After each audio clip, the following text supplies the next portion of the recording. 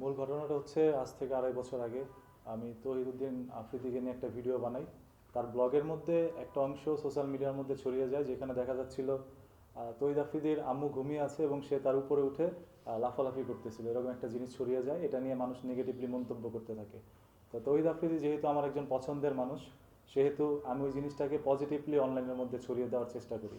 আমি মানুষকে বলি যে সন্তান সবসময় মায়ের কাছে ছোটই থাকে, সে কখনো বড় হয় না। সো আপনারা এরকম একটা জিনিসকে নেগেটিভলি ছড়াবেন না। আমি জিনিসটাকে পজিটিভলি ছড়িয়ে দিই, তবে সেটা আফ্রিদির কাছে খারাপ লাগে, যার কারণে তার টিম থেকে আমাকে ফোন দেওয়া হয়। সেই দিনই দুপুর 12টার দিকে রাহি আমাকে প্রথম একটা ফোন দেয়। ফোন দিয়ে বলতেছে যে ভাই, আপনি এমন একটি ভিডিও বানিয়েছেন, এটাতে তো ব্রো খুব রাগান্বিত।